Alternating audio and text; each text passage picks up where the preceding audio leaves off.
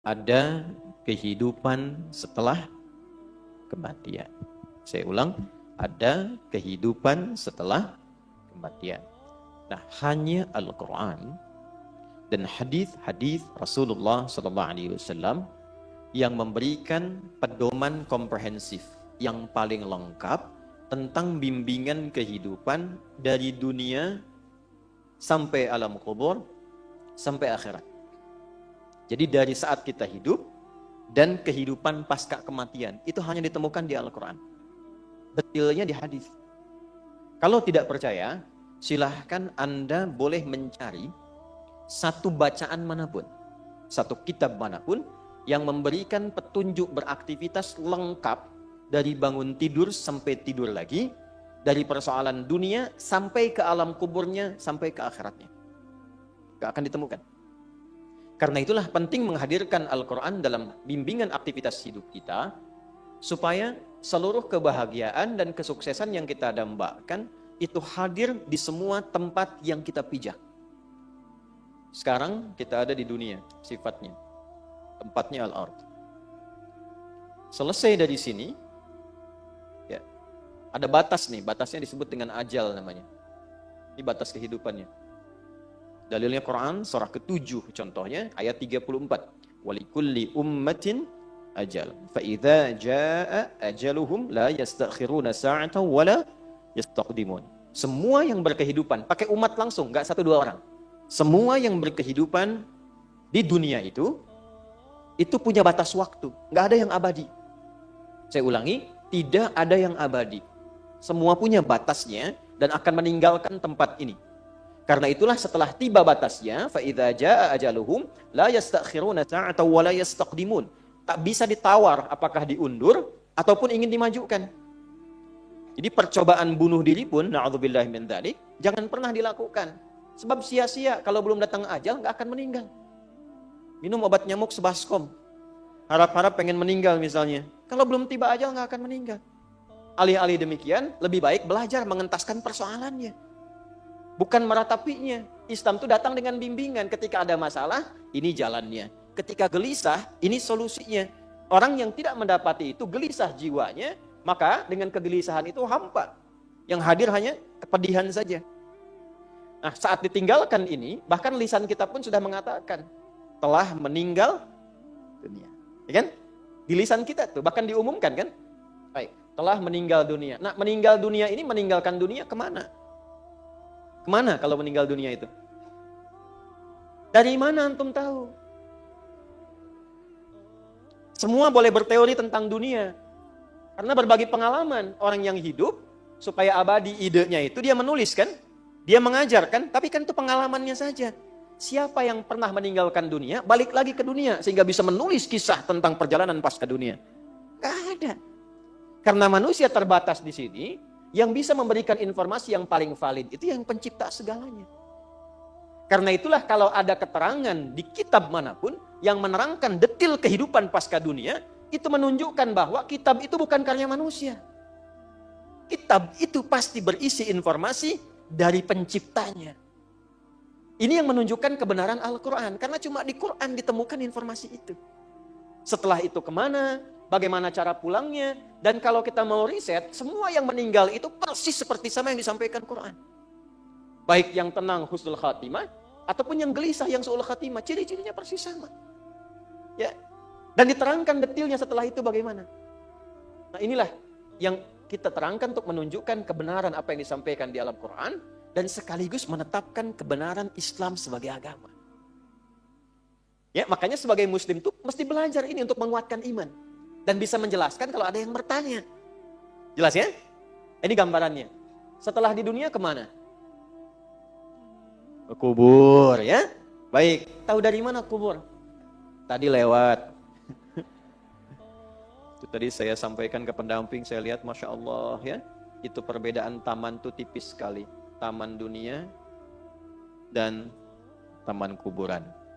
Yang olahraga itu kan berolahraga tuh di samping saya lihat. Ada yang lari, ada yang senyum tertawa. Sampingnya kuburan. Ya kan? Saya tuh tadi berpikir dari sekian orang yang berolahraga di situ, itu punya kesadaran nggak bahwa dia akan di situ? Ada taman lagi. Nah, nggak sampai di situ. Ada lagi nanti setelah di sini pindah ke alam yang sifatnya akhir, abadi. Nggak ada lagi alam setelah itu. Ya, akhir itu puncak sesuatu. Kalau ditambah tak ujungnya jadi akhirat, artinya puncak betul, batasnya di situ nggak ada lagi setelah itu. Maka kalau di sini ada dunia, di sini ada apa? Akhirat. Akhirat. Kenapa ada tak di ujungnya? Untuk menunjukkan ini yang habis terakhir. Nggak ada lagi setelah itu. Siapa yang bisa menjelaskan informasi yang ada di sini? Di sini pun sudah kesulitan. Maka Al-Quran datang membawa pedoman untuk memberikan bimbingan kepada kita supaya mendapatkan persiapan, pencerahan, kebahagiaan dan kesuksesan di tempat yang sedang kita pijak, mempersiapkan ke tempat yang akan kita naungi setelah meninggalkan dunia, plus memberikan bekal pengetahuan untuk persiapan ke tempat akhir yang menjadi tujuan. Jelas di sini? Nah, pembahasan kita sekarang adalah masuk ke sini. Ini yang banyak diperdebatkan saat surat An-Naba itu diturunkan. Karena sebagian merasakan dan menyimpulkan hidup itu hanya di sini. Mumpung masih di sini, nikmati kehidupan karena tidak ada lagi kehidupan setelah kematian.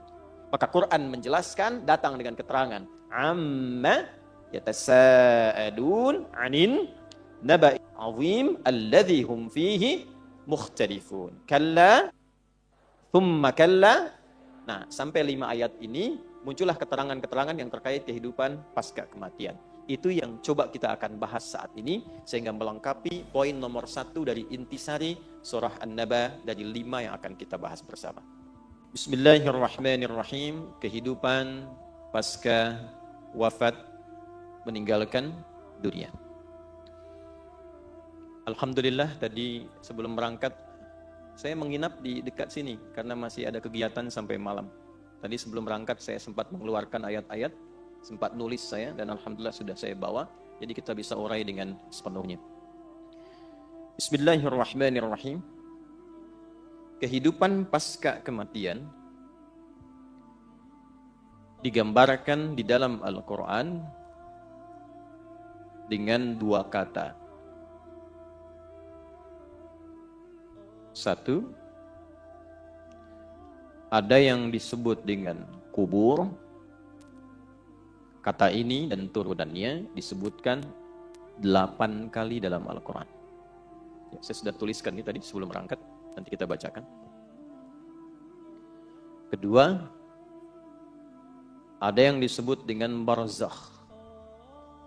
3 kali disebutkan dalam Al-Quran. Sudah?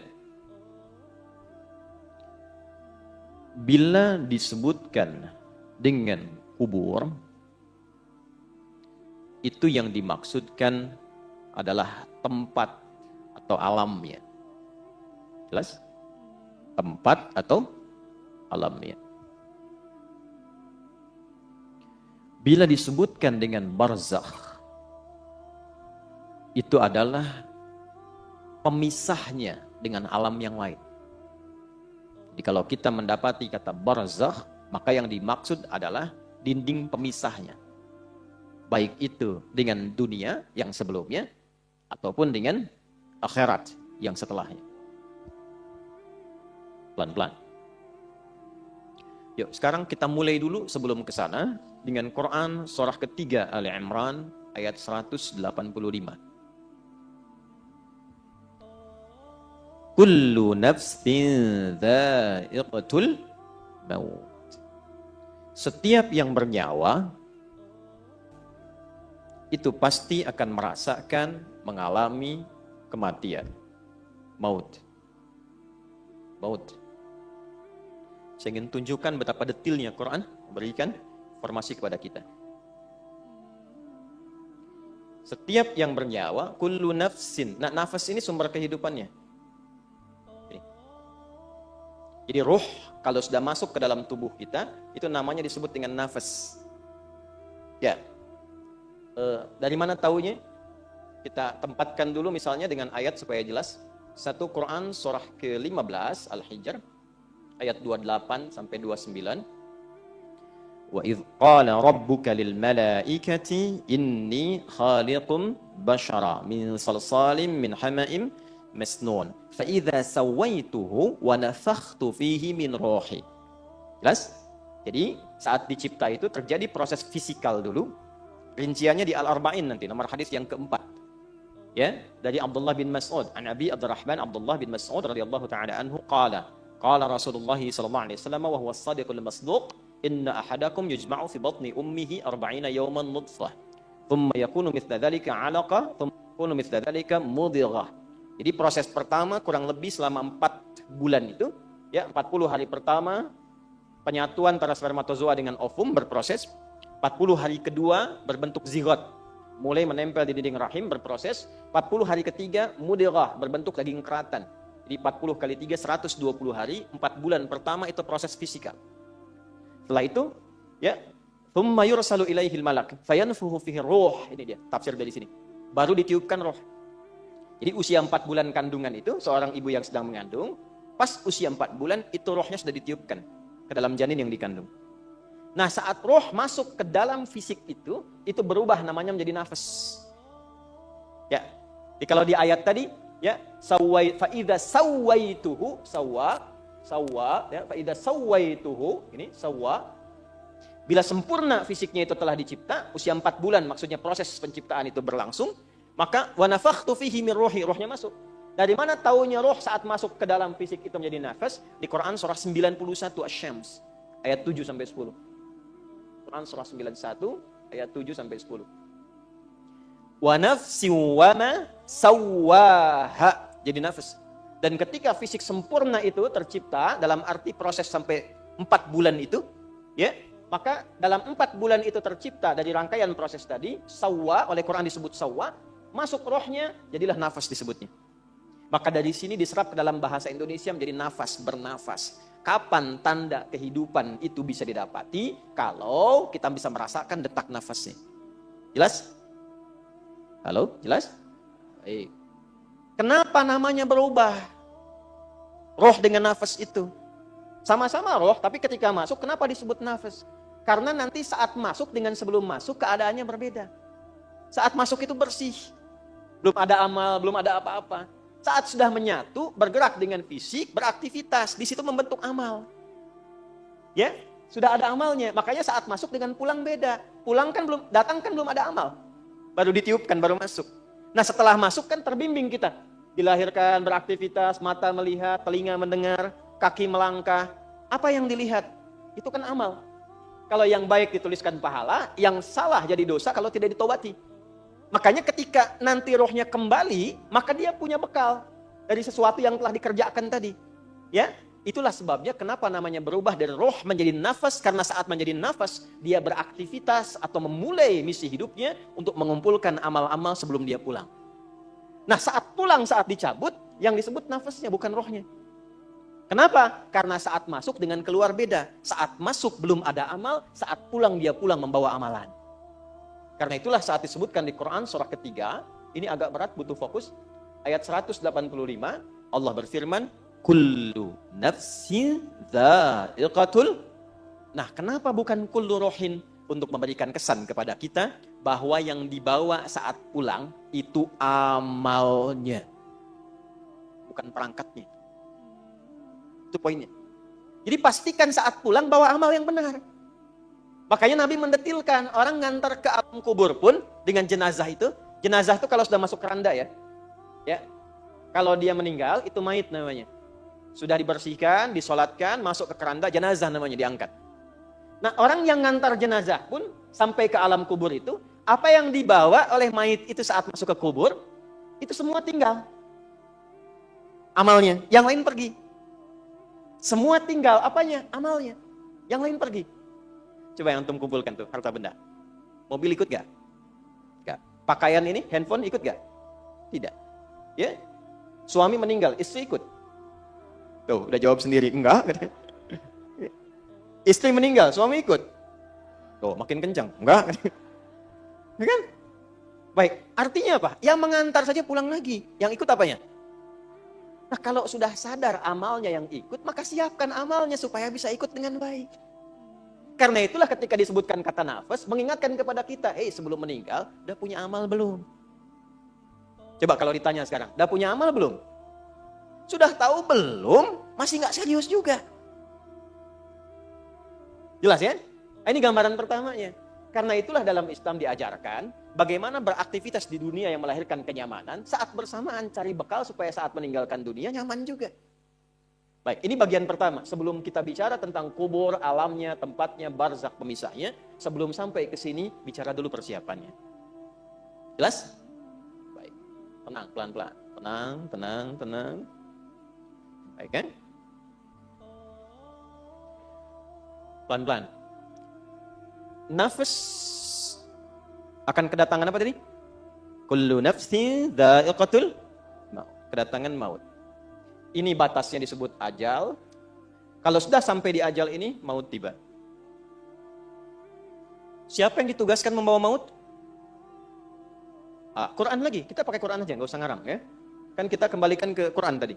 Quran surah 32 ayat 11. Qul yatawaffakum malakul mautil ladzi wukkila bikum. Viralkan Muhammad SAW, sampaikan pada umatmu semuanya, telah ditugaskan satu malaikat membawa maut. Qul yatawaffakum malakul maut. Khusus satu malaikat tugasnya membawa maut saja. Jelas? Itu yang sering kita kenal dengan malaikat apa? Israel, ya kan? Israel. Yang patuh kepada Allah, yang taat kepada Allah. Nggak lihat-lihat. Pokoknya tiba waktu, ambil. Nggak bisa nawar. Ya, ada dulu Rasul yang dekatnya. Jadi Rasul di bumi itu punya teman Rasul dari langit. Rasul dari langit itu maksudnya malaikat. Ada Rasul yang temannya itu malaikat maut.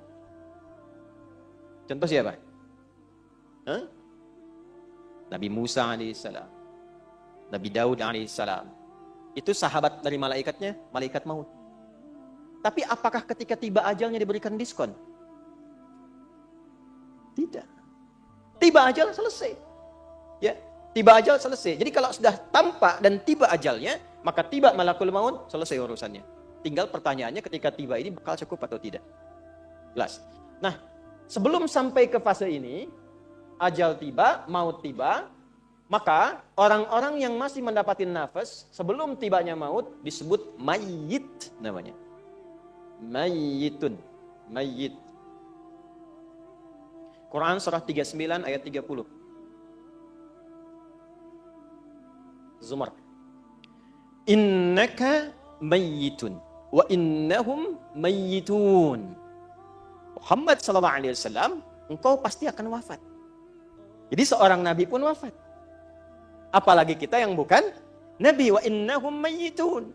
Dan mereka pun semuanya itu akan wafat juga. Jadi orang hidup yang belum wafat disebut apa namanya? Mayyit, calon mayit. Akan meninggal. Jadi jangan takut dengan kematian. Karena ditakutin pun percuma, meninggal juga. Gerbang pemisahnya kan kematian.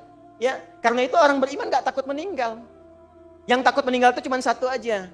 Yang tidak punya bekal. Itu aja. Kan rumusnya gampang, kata Quran, kullu nafsin. Kalau nafas itu artinya pulang bawa bekal. Kalau bekalnya benar, nggak akan takut. Takut itu artinya apa? Kurang bekal. Takut itu artinya apa? Salah bekal. Takut itu artinya apa? Nggak punya bekal. Dan biasanya orang yang nggak punya bekal itu sulit pulang. Kan mudik kemarin begitu kan? Kalau nggak ada bekal nggak pulang kan? Ya, ditarik pulang pun susah kan? Baik. Nah sebaliknya orang yang punya bekal itu menyiapkan dirinya untuk pulang. Karena itulah jadilah mayit yang benar. Cari bekal sebaik-baiknya untuk apa? Pulang. Nanti kita pelajari. Kita urutkan dulu satu-satu supaya detail. Jadi kita temukan mayit. Ini masih ada nafasnya. Lalu datang maut. Lihat katanya. Derivasi katanya. Mayit datang maut. Ini ada tasdidnya. Gambaran dari nafas. Datang malakul maut. Mengambil nafasnya, datang malak, mengambil nafasnya lewat maut. Kalau diambil, berubah namanya dari mayyit, jadi mayit namanya. Tasdidnya hilang. Mayitun. Lihat, ini ilmunya mahal, karena tidak mudah mendapatkan kitabnya. Nah, saya meneliti, karena saya fokus meneliti di kajian kebahasaannya. Saya mengambil jurusan formal di bahasa Arab untuk mendalami Al-Quran. Karena kecintaan pada Quran. Nah ini tidak mudah mendapatkan ini. Jadi ini bukan ilmu otak-atik. Ini kalau sudah diambil nafasnya, meninggal, datang maut, ini jadi hilang tasdidnya jadi sukun begini. Maitun. Coba baca yang ini. Mayyitun, yang ini. Tuh. Perhatikan baik-baik. Kenapa tasdidnya hilang diganti dengan sukun? Ini mahal sekali ilmunya. Kenapa tasdidnya hilang diganti dengan sukun? Sukun itu artinya apa? Mati. Ya kan? Bukan hanya mati. Kalau ada sukun kan dimatikan kan? Bukan hanya mati. Sukun itu seakar dengan kata sakinah, artinya tenang. Usahakan kalau wafat, kalau meninggal, kalau mati, usahakan wafatnya tenang. Tidak mungkin orang tenang itu kecuali punya amal yang baik. Nah, amal yang baik itu dilahirkan lewat apa? Dari ketaatan, dari bekal yang dikumpulkan. Nah, ketenangan yang dilahirkan dari sebuah ketaatan, bahasa Arabnya disebut dengan tuma'ninah. Dari itma'anna yatma'innu. Bukankah saat sholat ada tuma'ninah? Ruku' tuma'ninah kan? Hatta tatma'inna raki'ah. Sujud tuma'ninah kan? Hatta tatma'inna sajidah. Apa yang dimaksud tuma'ninah di sana? Merasakan kenikmatan dalam ibadah sehingga meresap ke dalam jiwa. Pancarannya dalam aktivitas. Nah, kalau banyak dikerjakan sifat ini, memberikan pengaruh ke nafas. Nafas kalau banyak diisi tumakninah, maka dia akan punya sifat tumakninah. Sifat yang melekat kepada nafas berubah katanya dari tumakninah menjadi mutmainnah namanya. Nafas yang memiliki tumakninah disebut dengan nafsul mutmainnah. Maka turunlah Quran surah 89 ayat 27 sampai 30. Ya ayyatuhan nafsul mutmainnah, irji'i ila rabbiki radiyatan mardiyah. Hei jiwa yang tenang, karena sudah punya banyak bekal. Ya kan? Sekarang cepat tinggalkan dunia, pulang. Pulang. Kamu cepat pulang. Aku sudah ridha dengan kegiatan dan bekalmu selama hidup di dunia. Engkau pun akan ridha dengan pemberianku yang aku siapkan saat engkau meninggalkan dunia ini. Makanya ketika mendapatkan kalimat itu, hatinya makin tenang. Itulah yang menyebabkan orang meninggal itu ada yang senyum. Ya kan? Terus tiba-tiba punya waktu sujud, saking bersyukurnya. Malu ala Dauda, syukra. Jadi keluarga Daud itu kalau sedang bersyukur sujud tuh. Ada yang sujud, ada yang senyum, ada yang bahkan menyiapkan diri. Kenapa? Karena dia sudah merasakan panggilan yang memberikan ketenangan pada jiwanya. Bekalnya siap. Ya, radiyatan mardiyah. Fadkhuli fi ibadi. Masuklah dalam golongan hambaku. Ibad, kita tuliskan ini, tuliskan dulu. Wadkhuli jannati. Jannah ditemukannya di mana? Lihat, Allah sudah memberikan pendahuluan. Saat akan meninggalkan dunia ini sudah dibuka oleh Allah untuk menguatkan persiapannya selama ini. Disiapkan alamnya di sini, ditunjukkan surganya di sini. Bahkan ada orang-orang yang saat wafatnya sudah ditunjukkan tempat surga, tempat pulangnya. Pernah dengar seorang salih sama Asiyah? Sayyidah Asiyah, istrinya siapa? Firaun. Bukankah saat diikat di tiang dan akan dieksekusi, tiba-tiba beliau berdoa kan? Ya, Rabbi najjini min fir'auna wa amalihi. Ya Allah, mohon anugerahkan aku keselamatan dari buruknya siksa Firaun. Jadi beliau ingin menunjukkan manfaat dari keimanan saya selama ini. Ya Allah, tolong buktikan sebelum saya wafat. Ya, jangan berikan kepada saya rasa untuk dihukum oleh Firaun. Maka apa yang Allah tampakkan? Allahu Akbar. Saat diikat itu, tiba-tiba ditampakkanlah tempat indahnya di surga. Istananya ditampakkan. Lalu beliau tersenyum. Saat senyum itulah kemudian diwafatkan oleh Allah sebelum mendapatkan hukuman Firaun itu. Dan saat senyum itulah Firaunnya komen. Itu langsung dislike saja. Ya. Kan kalau ada orang komen, like, share, and ya. Kalau ini dislike saja langsung. Apa kata Firaun? Ini perempuan mau disiksa kok malah senyum.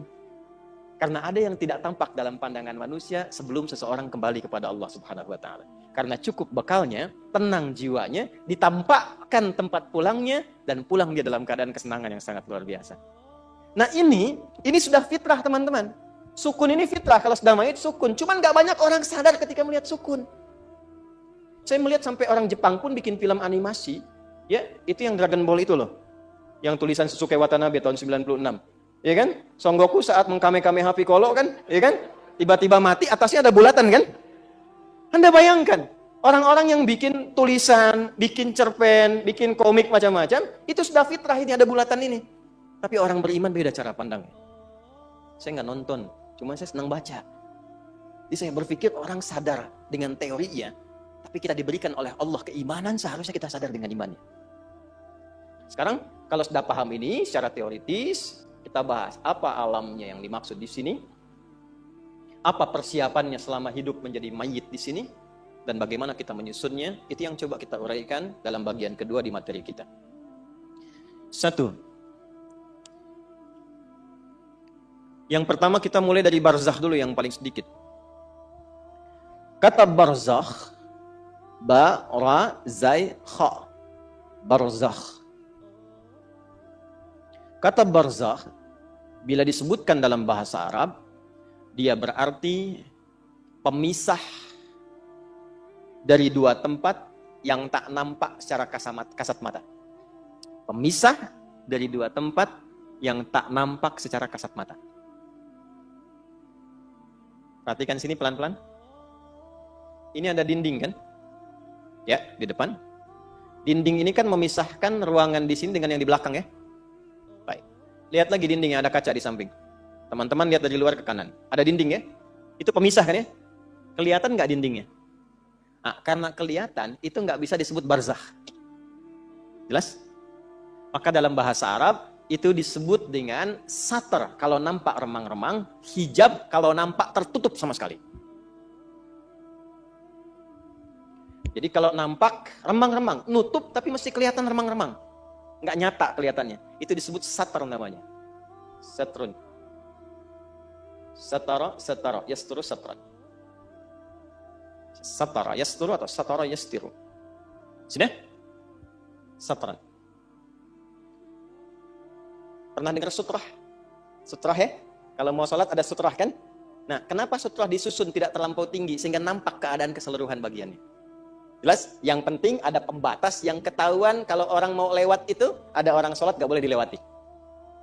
Tapi kalau penutup total, begini, gak terlihat di belakang ini ada apa. Maka disebut hijab namanya. Hijab. Dari kata hajaba. Ibu itu pakai hijab atau pakai sutra? Ayo. Saya ulangi, hijab atau apa? Sutra.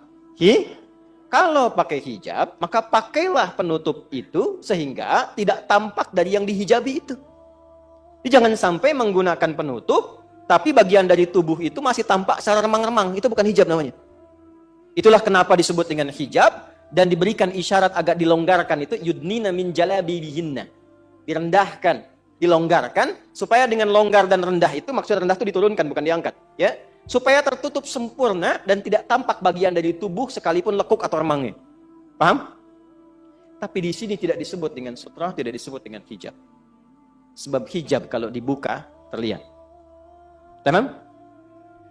Untuk alam ini sifatnya disebut dengan barzakh, bukan sutra, bukan hijab. Jadi kalau antum mendapati dua bagian, ini satu A, ini B.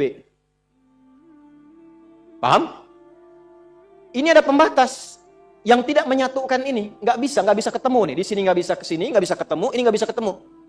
Ya, tempatnya misalnya kelihatan tuh. Dari sini kelihatan. Tapi nggak bisa mempertemukan ini. Ini balik lagi ke sini, balik lagi ke sini. Ini barzakh namanya.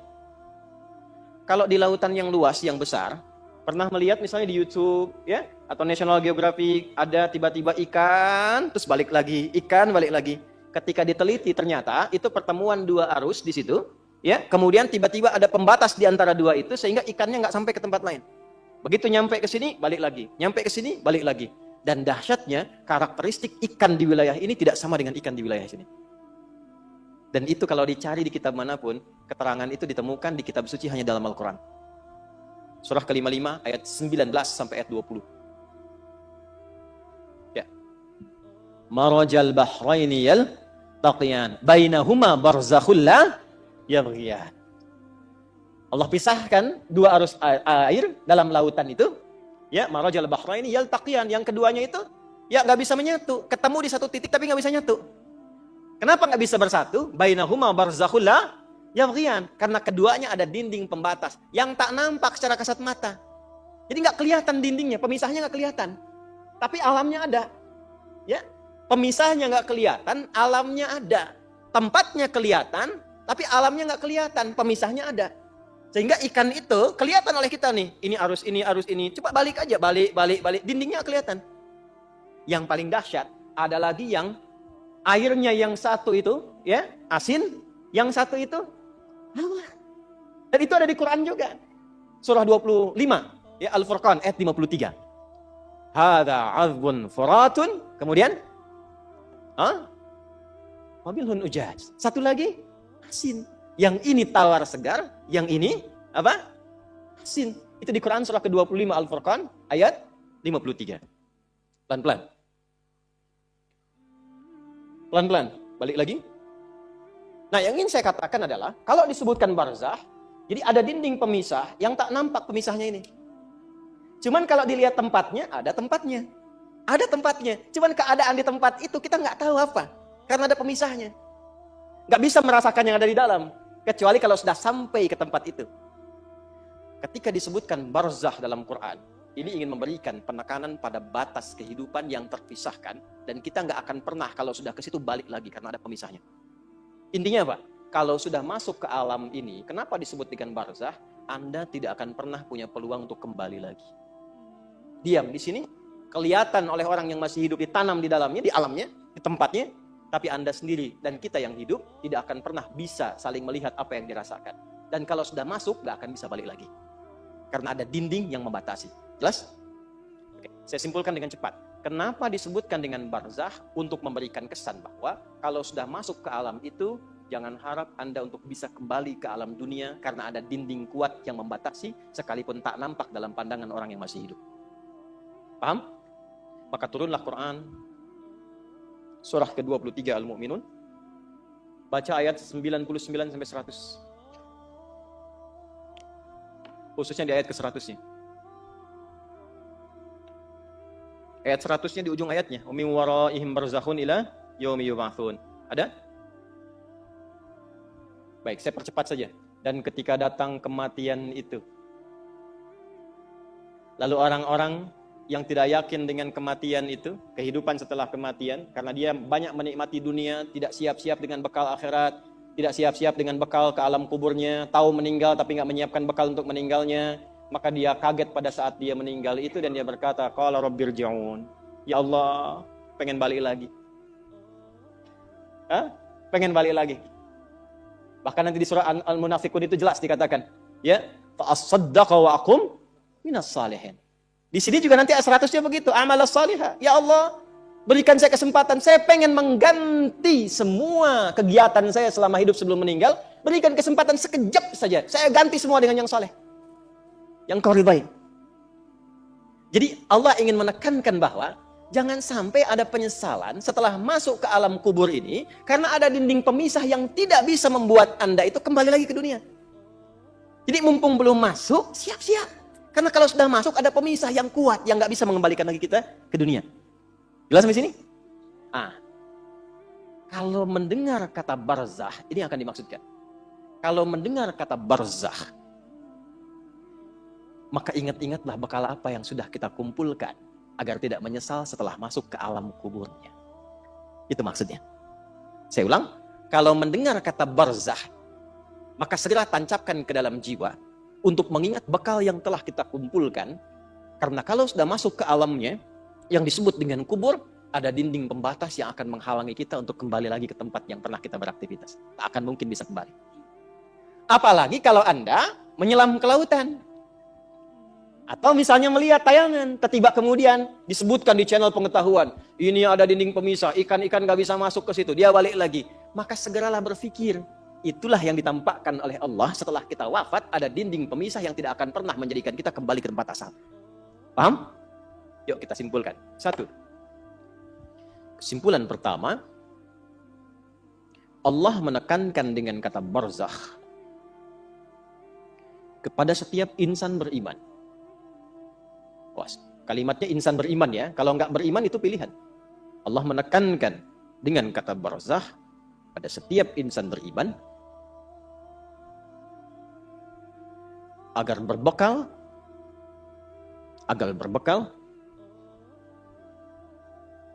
berupa amal saleh sebelum wafat,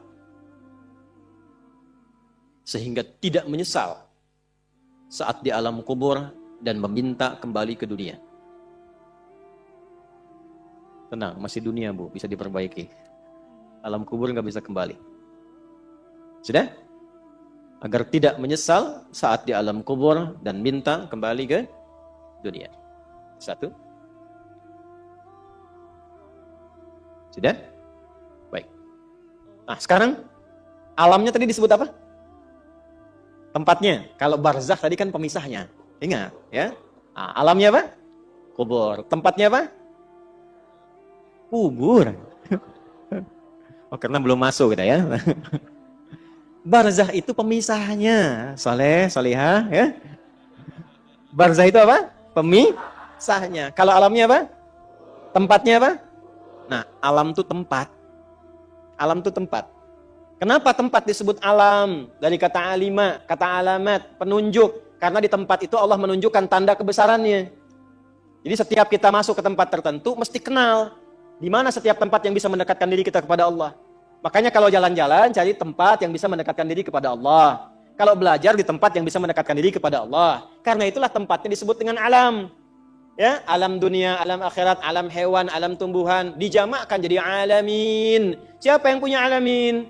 Siapa yang merawat? Yang punya, yang merawat, yang memberikan kebutuhan disebut Rabb. Kita memuji setiap hari 17 kali. Alhamdulillahi Rabbil. Tapi yang muji ini nggak kenal Allah, itu anehnya. Atau barusan sholat, tapi cari tempat yang menjauhkan dia dengan Allah. Itulah sebabnya kenapa disebut dengan alam. Kalau sudah muncul tanda kebesaran Allah, berubah dari alam jadi ayat namanya. Makanya kalau ke alam kubur, jalan-jalan ke kuburan lihat, itu mesti mampu mendekatkan diri dengan Allah. Bagi insan beriman. Insan beriman tuh begitu melihat, ini kubur, ini alamnya. Makanya alamnya disebut kubur, tempatnya kubur. Kenapa bagian dari alam? Sebagai tanda bahwa kita akan ke situ. Supaya ingat. Makanya Nabi kan sering mengingatkan, ke alam kubur itu kan untuk ingat akhirat kan? Bukan untuk ingat dunia. Ya, ini gambarannya. Baik, jadi sekali lagi, kalau alamnya disebut apa? Kubur. Juga tempatnya disebut apa? Artinya kubur menunjuk kepada tempat dan atau alam. Baik, pelan-pelan. Bagaimana keadaan di kubur itu? Ya, bagaimana keadaan di kubur? Mau yang baik dulu atau yang menegangkan dulu? Wah, yang baik dulu ya, tenang dulu. Baik. Quran surah ketiga Ali Imran ayat 169 sampai 171. Quran surah 3 Ali Imran ayat 169 sampai 171. Saya majukan dulu Ali Imran, saya simpan yang Al-Baqarah karena ini keterangannya lebih lengkap. Di Al-Baqarah itu pembukanya. Bismillahirrahmanirrahim. Wala tahsabanna alladhina qutilu fi sabilillahi amwata bal ahya'un 'inda rabbihim yurzaqun. Ada ayatnya? Farihina bima atahumullahu min fadlihi wa yastabshiruna billadhina lam yalhaqu bihim min khalfihim alla khaufun 'alaihim wa la hum yahzanun. Ada ayatnya? Allahu akbar. Wala tahsabanna alladhina qutilu fi sabilillahi amwata. Jangan Anda duga orang-orang yang telah wafat meninggalkan dunia, tapi dia menjadikan semua aktivitas dunianya itu sebagai bekal persiapan pulangnya. Dia lakukan semua kegiatan dunianya berdasar petunjuk Allah. Ya, jadi semua kegiatan dunia yang dilakukan berdasar petunjuk Allah, diikutkan petunjuk Allahnya, itu bahasa singkatnya disebut fi sabilillah. Di jalan Allah. Ya, di jalan Allah tuh mengikuti petunjuk Allah. Paham? Nanti ada beberapa bagian, yang rendah sampai yang puncak. Puncaknya yang berjuang dengan nyawanya dan hartanya. Ya, dijahiduna fi sabilillah bi amwalihim wa anfusihim. Jadi mereka berjuang di jalan Allah dengan harta sampai jiwa sampai wafat. Itu tingkat tertingginya. Macam-macam, nanti ada yang ulama kan, ada yang pejuang saat berjuang dalam ya tindakan militer diniatkan fi sabilillah, ada. Tapi jangan lupa, tingkat paling dasarnya adalah semua aktivitas kita dari bangun tidur sampai tidur lagi. Kalau kita niatkan mengikuti petunjuk dari Allah, itu aktivitasnya fi sabilillah, di jalan Allah untuk menaati Allah. Ya, jadi jangan batasi fi sabilillah itu dalam konteks perjuangan fisikal saja. Dalam artian perjuangan militer, jangan dibatasi di situ, itu puncaknya. Atau perjuangan ilmu. Ya, perjuangan ilmu itu di Quran surah 9 ayat 122. Seperti antum sekarang datang ini. Itu tinggi nilainya. Kalau tidak ada tuntutan berjuang dengan fisik, misal dan kita tidak berharap ini ya, kita jaga kedaulatan negara, Indonesia dalam ancaman, kita terpanggil. Seperti pejuang kita dulu melakukannya. Bedanya apa? Kalau niatnya fi sabilillah, karena Allah memerintahkan itu. Jadi berbahagialah bila ada satu negara, ada umat Islam di situ. Karena umat Islam yang ada di satu negara, dia akan berjuang, membela dan memakmurkan negaranya atas perintah Rabbnya. Jadi kalau ada ancaman, itu orang Islam itu orang pertama datang itu yang keluar. Ya, yang mengeluarkan resolusi jihad siapa? Ulama. Kiai Haji Muhammad Hashim bin Asy'ari, itu ketua resimen wilayah Jawa Timur. Resimen Jawa Tengahnya itu Mr. Kasman Singodimejo. Jawa Baratnya Kiai Haji Nur Ali. Kalau masuk ke Tasik Kiai Zainal Mustafa, itu ulama semua. Jangan salah. Dan mereka mengambil risalahnya dari mana? Yang di Riyadhus Shalihin itu. Yang babul ikhlas wa ikhdarun niyat. Bagaimana berjuangnya fi sabilillah, maka keluar resolusi jihad. Itu berjuangnya itu. Makanya nanti ada, kita temukan apa di antaranya? Ya, ada Hizbul Wapan. Ya, pasukan-pasukan itu relawan-relawan untuk berjuang. Dan nanti digabungkan dengan TNI. Makanya di Sabta Marga dari 7 itu, yang ketiganya itu ada keimanan. Sabta Marga kan 7 tuh. Di TNI itu ya. Yang pertama, kami warga negara Indonesia yang bersendikan Pancasila. Kedua, jadi patriot. Ketiga, kami kesatria Indonesia yang beriman pada Tuhan Yang Maha Esa, menegakkan kebenaran, kejujuran, dan keadilan. Baru yang keempatnya, kami tentara nasional Indonesia. Jadi tentara itu kalau ada iman. Tuh. Saya hafal karena saya ngajar itu. Ya, di situ ada keimanan. Di jiwa patriot, kenegaraan, kesatria, kapan? Ketika beriman. Nah, itu jalan yang tertingginya. Nah, tingkat terendahnya menjadikan semua aktivitas kita untuk menaati Allah. Itulah fisabilillah. Karena itulah dalam Islam, semua kegiatannya itu ada panduannya. Temukan dimanapun, ada nggak orang baru bangun tidur sudah diberikan bimbingan? Nggak ada. Dan kalau kita mau jujur, bukankah semua aktivitas kita itu ada doanya? Ya kan? Nah, doa itulah bimbingan kegiatan yang menjadikan semua aktivitas kita mengikuti petunjuk Allah fisabilillah. Bangun tidur ada doanya enggak? Ada. Terus mau mandi nih, ke kamar mandi. Langkah kaki diatur, ada doanya enggak? Ada. Begitu keluar ada doanya? Masuk dengan keluar sama enggak doanya? Berpakaian ada doanya enggak? Antum mau kerja cari nafkah, ada doanya enggak?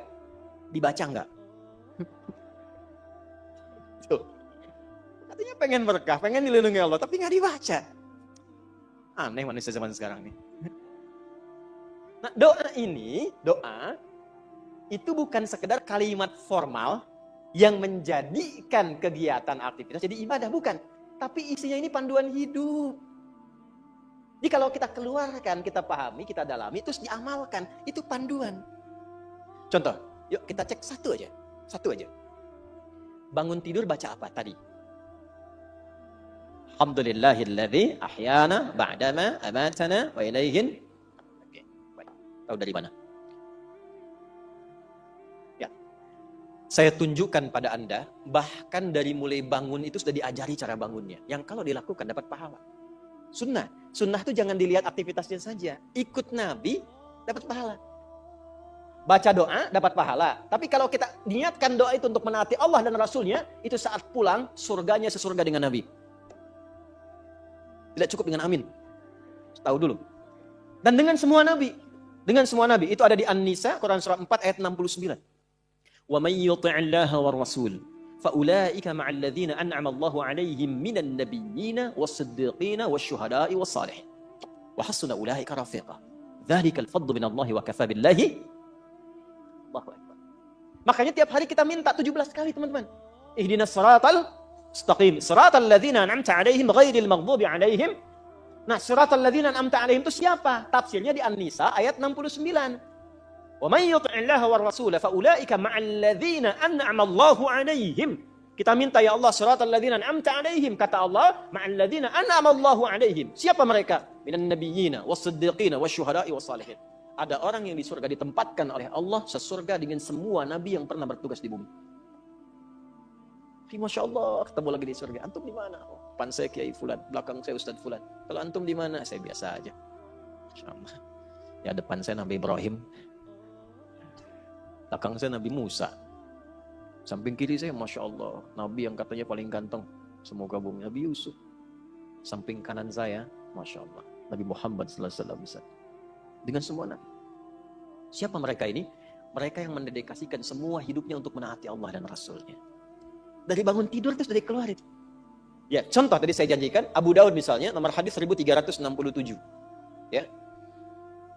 Dari Ibnu Abbas radhiyallahu taala anhuma, beliau satu saat ingin menginap di kediaman bibinya Sayyidah Maimunah radhiyallahu taala anha dan ingin tahu kebiasaan Nabi bangun di malam hari itu bagaimana. Kapan waktunya? Konversi jadi jam berapa kebiasaan Nabi bangun? Bagaimana cara bangunnya? Nanti yang berangkat insyaallah umrah saya tunjukkan ini lokasinya gitu. Ya. Itu diceritakan oleh beliau. Qala kama qala Ibnu Abbas radhiyallahu taala anhuma, kana an-nabiy sallallahu alaihi wasallam, adalah kebiasaan Nabi sallallahu alaihi wasallam idza istaiqadha min naumihi, kalau bangun dari tidurnya fajalasa, duduk terlebih dahulu. Jadi bangun tidur, terus duduk. Masa bangun tidur langsung mandi, ya selempongan kan? Hah? Naik delman istimewa, aku duduk di depan, duduk di muka, kudanya nggak bisa jalan. Hadisnya, oke anak-anak TK diajarin yang betul, bangun tidur, terus duduk, ya, duduk dulu. Ya itu kan hadisnya begitu, duduk dulu. Kemudian famasaha biyadihi min athari naumi. Lalu beliau menghilangkan bekas kantuknya dulu dengan bagian tangan yang bersih. Makanya ada hadis lain kalau bangun tidur kan cuci tangan kan? Ya, itu kalau tahu bagian tangannya kotor atau menyadari bahwa tangan itu berkelana saat tidur. Ya, yang bahkan di tempat yang tidak Anda tahu. Makanya kalau Anda ingin bersihkan, cari bagian yang bersih. Wa masaha biyadihi min athari naumi, menghilangkan bekas ngantuk. Jadi jangan baca doa dulu. Bacalah doa itu dalam keadaan sadar, jangan baca dalam keadaan ngantuk. Nah, problem yang terjadi, memang bangunnya jam 3. Alhamdulillah. Ya, nah. Begitu sadar 4:30. Ada yang begitu? Ini banyak wajahnya tuh. Ya, antum pasang alarm 3 kali kan? Iya kan? Mau bangun 2:30 tuh kan alarm jam 2:30, jam 3, jangan 3:15 kan? Alarm pertama untuk matikan alarm kedua kan? Alarm kedua untuk siap-siap kan? Gitu. Nah, di hadis tadi ajarin kalau bangun, ngantuknya hilangin dulu. Kalau nyambung ke sebelumnya tuh luar biasa. Atur waktu, jangan terlalu lama untuk istirahat itu, jangan begadang, kecuali ada perlunya. Betul, itu narasi hadis. Begadang jangan, begadang boleh, kalau ada, kapan Nabi begadang? Kalau ada perlunya. Ya, diskusi dengan istri membahas sekilas tentang kehidupan rumah tangga.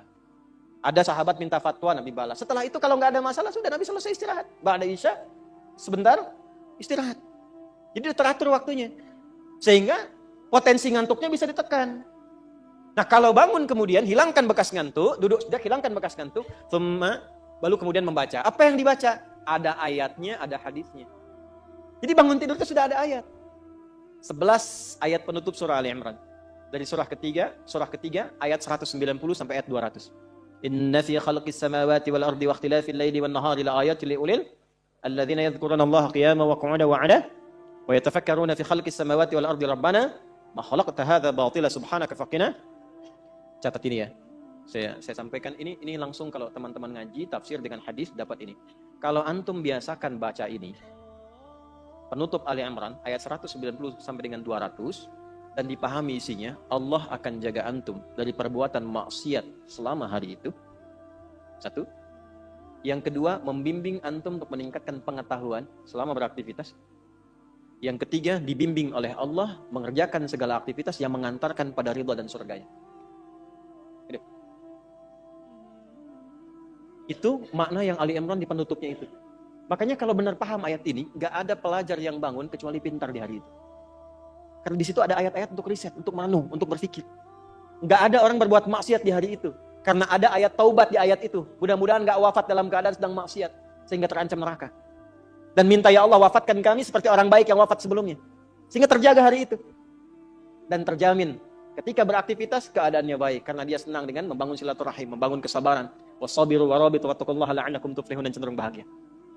Nah untuk mengawali doanya itu supaya komitmen, maka ditanamkan dalam dirinya satu komitmen kuat.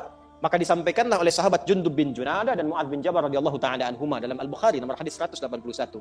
Keduanya mendapatkan doa dari Nabi sallallahu alaihi wasallam, faqala alhamdulillahilladzi ahyana ba'dama amatana wa ilaihin. Gini, ada amata, ada ba'dama. Kalau kata kerja terletak setelah ba'da dan ma, artinya apa?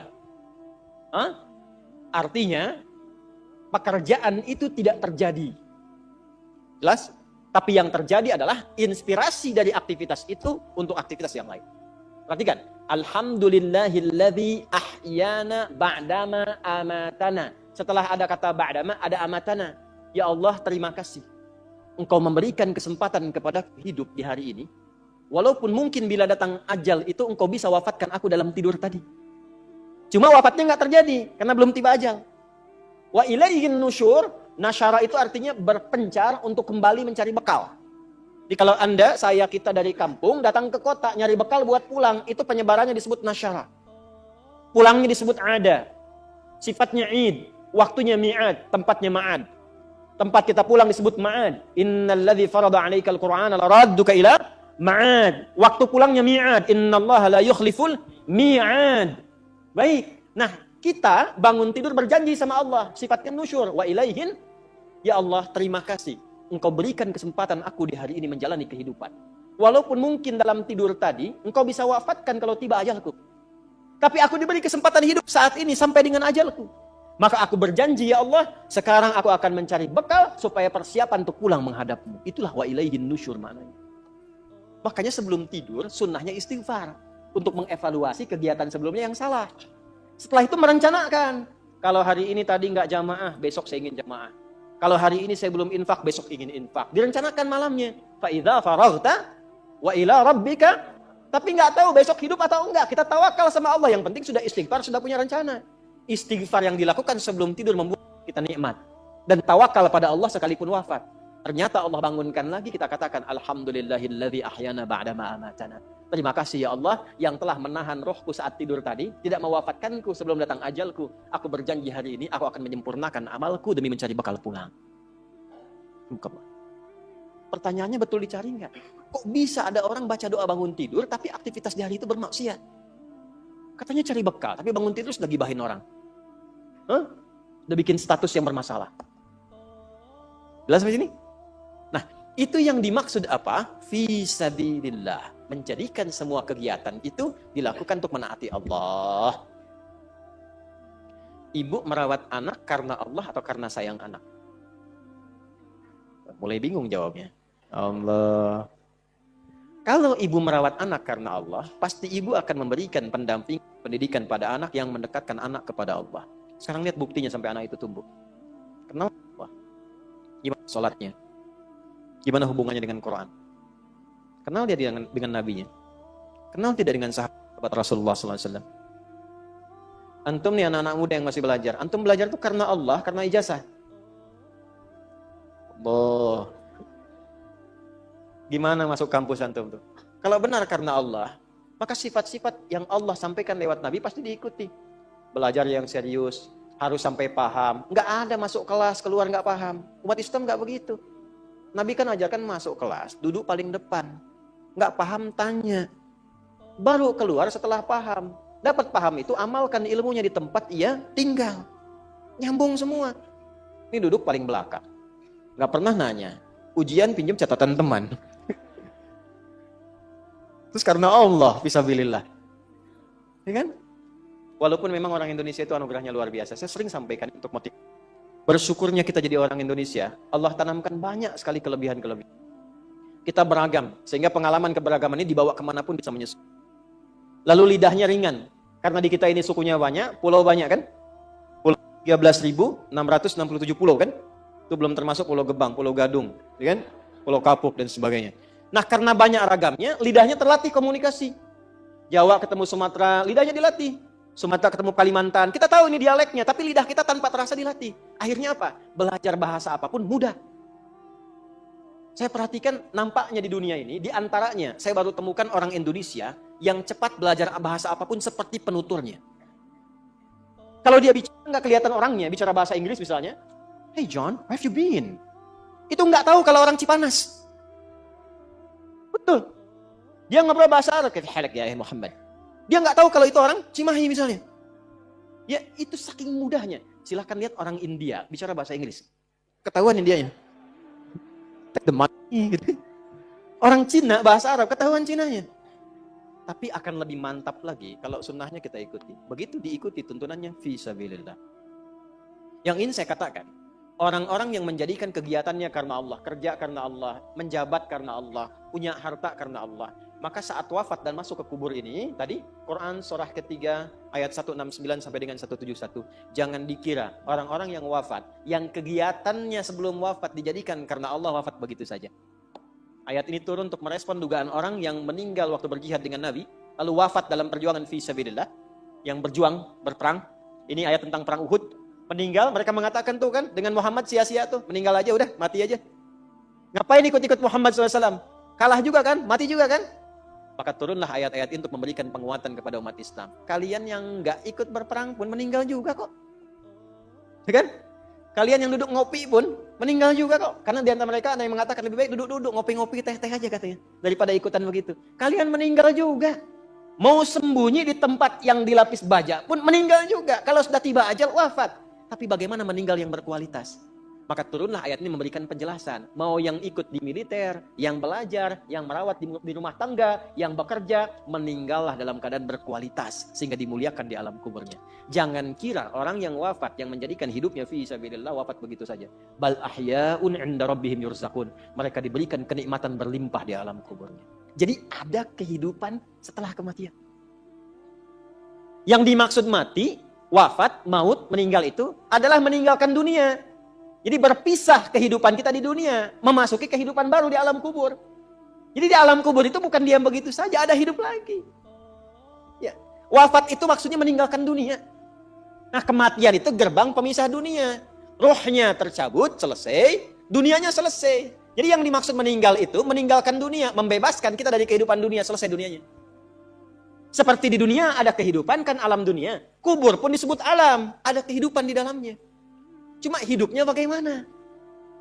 Ya, seperti antum di dunia ini kalau ingin sukses, ingin bahagia, berbekal, bekerja, beraktivitas. Nah di alam kubur pun itu ada asbabnya. Mesti berbekal juga. Apa di antara bekalnya? Saya ingin motivasikan dulu. Ada orang begitu gembiranya mendapatkan limpahan dari hasil berbekalnya saat di dunia. Yastabshiruna. Nah, billadzina lam yalhaqu bihim min khalfihim alla khaufun alaihim wa lahum yahzanun. Kalau mereka mampu, yastabshir bukan basyara. Ada basyara, ada istabsyara. Beda. Kalau basyara, orangnya masih hidup. Minta disampaikan pada yang lain yang hidup. Contoh, Nabi Muhammad SAW masih hidup. Diberikan beliau perintah oleh Allah, sampaikan pada umatmu ini sekarang tentang keutamaan surga. Maka turun Quran surah kedua ayat 25. وَبَشِّرِ الَّذِينَ آمَنُوا وَعَمِلُوا الصَّالِحَاتِ أَنَّ لَهُمْ جَنَّاتٍ تَجْرِي مِنْ تَحْتِهَا. Tapi kalau kalimatnya menggunakan istabsyara, itu umumnya bermakna ingin menyampaikan tapi tak punya kemampuan menyampaikan karena keadaannya sudah berbeda. Perhatikan detailnya bahasa Quran. Orang yang wafat yang menjadikan hidupnya berdedikasi untuk menaati Allah, di alam kubur diberikan kenikmatan, saking nikmatnya pengen kasih tahu yang masih hidup. Wa yastabsyiruna billadzina lam yalhaqu bihim min khalfihim. Mereka ingin menyampaikan pada yang masih hidup, gak usah nangis. Jangan banyak meratap. Saya ini sudah mendapatkan kesenangan melebihi apa yang pernah kita dapati saat di situ itu. Kalau bisa cepat ke sini, itu kalimatnya. Kalau bisa cepat ke sini. Alla khaufun alaihim wa lahum yahzanun. Enggak usah takut dengan kematian. Jangan banyak nangisi saya. Jangan banyak meratapi saya. Itu kalimatnya. Dan di antara mereka ada yang Allah jaga sampai ke jasad-jasadnya. Saya bersaksi demi Allah, Anda boleh catat kalimat ini. Saya kemarin waktu ke Mekah. Alhamdulillah Allah tunjukkan beberapa. Ya, saya diantaranya berziarah ke makam Kiai Haji Maimun Zubair, Bahmun. Termasuk ke ibunda tercinta Sayyidah Khadijah. Ya, Sayyidah Khadijah radhiyallahu ta'ala. Nah, ini ya enggak apa-apa disebarkan juga karena memang saya mengalami dan saya menyampaikan. Saya begitu melewati pemakaman-pemakaman, lalu di makamnya Mbah Mun itu, kemudian kita di situ berdoa kebaikan. Kan adab kita kalau sama ulama nggak mungkin minta ampunan. Adabnya kan tambahkan kemuliaan, tambahkan cahaya, gitu kan? Dan telah selesai kan? Baik. Itu bau harum yang saya dapat, wangi. Supaya saya tanya teman-teman, antum pakai parfum apa? Nggak ada. Wangi makamnya. Ya. Dan saya datang ke situ itu di waktu yang memang dilarang berkunjung. Pada zuhur. Kunjungan itu ba'da subuh dengan ba'da asar. Baru ada orang berkunjung. Dia tahu kalau ngasih minyak wangi ke situ itu tidak mungkin lah. Walaupun ada tuh kena panas selesai gitu. Ini waktunya datang ke situ ditolak. Kata bukan waktu kunjungan. Terus saya sampaikan ada ini saudara kami meninggal ayahnya di sini dan dimakamkan di sini. Saya ingin berziarah. Nah, kita pakai jubah, pakai sorban putih itu biasanya kalau di sana imam. Singkatnya diperkenankan masuk. Ya, cuma saya berempat itu. Ya, saya 2 pendamping 2, kemudian 1 sahabat kami, Pak Mukhlis Hashim, ayahnya Ustaz Hashim Yahya. Orang baik, orang saleh, tinggal 30 tahun di Mekah. Ya, jadi ustaz dai, wafat, punya 3 permintaan. Wafat hari Jumat, ya, kemudian juga bisa menyempurnakan Ramadan dan disolatkan di Masjidil Haram. Alhamdulillah, ya, terkabul. 2 terkabul, yang 1 diselesaikan Ramadan sampai ke Syawal dulu. Ya, jadi disolatkan di Masjidil Haram. Tadinya nggak bisa dimakamkan di Ma'la. Yang ketiga minta di Ma'la. Tadinya nggak bisa dimakamkan di Ma'la. Yang ada tertulis di pekuburan Roya. Tapi last minute yang terakhir masuk Masjidil Haram tiba-tiba bisa di Ma'la. Maka ketika dimakamkan di Ma'la, kami datang ke sana, kami berziarah. Nah itu Masya Allah. Kemuliaan itu luar biasa. Ya belum yang tampak-tampak sekarang, kok bisa guru ngaji, nggak pernah ketahuan orang makamnya utuh 20 tahun, 15 tahun. Jasadnya utuh. Makam utuh biasa, jasad utuh. Coba terangkan. Gigi masih ada, kulit masih ada, rambut sebagian masih ada. Utuh. Guru ngaji. Yang orang mungkin nggak pada kenal. Cuma keadaan di kampung. Tapi dia meyakini ada kehidupan setelah kematian. Dan betapa banyak orang-orang terlihat hebat nuansa kehidupan dunianya. Tapi maaf, hanya ditemukan tulang belulang dalam alam kuburnya. Sekarang sudah banyak. Sudah banyak bisa kita akses, bisa kita lihat. Kalau sudah ditampakkan begitu belum sadar juga. Dengan cara apa lagi Allah memberikan hidayah? Bahkan orang bikin sinetron hidayah dari alam kubur. Masya Allah. Dia yang ngajar ustaznya hidayat lagi. Hah? Nah karena itu nggak boleh berleha-leha. Maka ini yang senang ini. Ini yang, kalau nggak percaya ikutin aja dulu. Nggak ada ruginya atau meninggal juga. Nggak ada ruginya kan? Meninggal juga. Dan kegiatan kita nggak berubah. Antum yang ke kampus juga. Cuman kita merubah caranya. Kita niatkan karena Allah. Innamal a'malu bin niat. Kan tetap ke kampus yang sama. Belajar di tempat yang sama. Ujian dengan soal yang sama. Gak ada ruginya. Yang meningkat apa? Kualitasnya. Yang meningkat semangatnya. Meninggal juga sama-sama meninggal juga. Jadi kalau kita ikhtiarkan dari sekarang, tidak merubah keadaan dunia kita. Yang presiden tetap presiden. Yang bupati tetap bupati. Yang pebisnis tetap pebisnis. Gak merubah keadaan kita. Lebih berkualitas dunianya, saat meninggal punya jaminan. Yang kasihan tuh yang gak punya harapan. Gak ada kehidupan setelah kubur. Dunia nikmati. Terus ente setelah meninggal dunia kemana? Itu gimana nanti? Gak punya harapan. Yang begitu jangan diikutin. Orang gak punya harapan diikutin. Orang gak jelas tuh jangan diikuti. Kita tuh punya dasar pengetahuan. Quran surah 17 ayat 36. Wala taqfu ma laysa laka bihi ilmun. Inna sam'a wal basara wal fu'ada kullu ulaika kana anhu mas'ula. Nah sekarang itu teman-teman kita punya harapan. Diterangkan dari sekarang. Makanya selama hidup kalau pengen seperti itu jangan main-main hidup dunianya. Maka turunlah surah At-Takatsur ayat kedua. Alhaakumut takatsur hatta zurtumul sabir. Kalla, jangan sampai lalai. Sudah masuk alam kubur baru sadar. Nanti kamu sadar, jangan sampai menyesal saat masuk alam kubur. Makabir itu jamak dari kubur. Hatta zurtumul makabir. Baru nyadar setelah di kuburan. Astagfirullah wa aku minas solihin. Ya, kalau Rabbir ji'un ya Allah pengen balik lagi. Saya pengen merubah amalan saya. Telat Joni. Dengan malaikat kan santai aja kan. Telat. Gak bisa balik lagi. Nah apa yang melalaikan seseorang sampai kemudian baru sadar di alam kubur? Di antaranya apa? Alhaakumut. Nah terlalu tertambat hatinya dengan dunia. Harta. Gak dilarang memperbanyak harta. Silahkan banyak-banyakin. Banyakin. Tapi untuk apa? Fisabilillah. Taati Allah dengan harta itu. Maaf. Jangan kebayang kalau fisabilillah itu untuk infak saja. Cari kotak masjid. Ya setanah kusir. Nggak begitu, kan ada konsepnya. Ini untuk yang di keluarga. Bagaimana kenyamanan di rumah, bikin rumah yang nyaman sehingga punya musala. Ya, anak-anak sekolahkan di tempat yang mengenal Allah, tingkatkan kualitasnya. Pakai untuk umrah, pakai untuk haji. Lihat saudara-saudara di samping. Setelah itu lebarkan. Baru ada babnya lagi setelah orang tua, saudara, kerabat, ada anak yatim, baru dibuka untuk umum. Itu ada petanya. Nah sekarang pandai-pandai dengan harta antum menghitung kebutuhan sebulannya berapa. Tabungan pemetaannya berapa? Nah, yang lewat dari situ, itu titipan Allah, bekal antum untuk mendapatkan ridhonya. Sebelum diambil. Antum gaji 30 juta, kebutuhan rumah tangga 15 juta, tabungan 5 juta. 10 juta itu bekal tabungan antum untuk akhirat. Maka babnya keluarkan di Quran. Apa bab ibadah lewat harta? Tunggangi itu. Jangan terlalu bergantung. Nanti begitu meninggal baru sadar, mau balik lagi nggak bisa. Antum sekarang punya kedudukan. Suatu saat hilang kedudukan itu. pelajari bab tentang fikih kedudukan. Bagaimana menaati Allah lewat kedudukan. Bikin kebijakan yang baik. Sebelum meninggal. Antum lagi belajar sekarang, taati Allah lewat ilmu. Bagaimana cara belajar yang benar? Sebelum meninggal. Bahkan ada orang meninggal sebelum wisuda.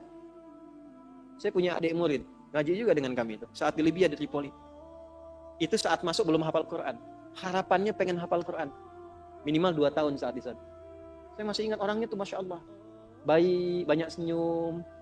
Ya, saya buka lah namanya itu ya, untuk diikuti. Ahmad Rashidi namanya, Masya Allah. Ya, itu baik, nggak pernah cari konflik macam-macam. Tenang, taat. Quran aja. Di sana itu kan tiap 2 tahun kalau lulus ujian, itu boleh pulang untuk nengok keluarga.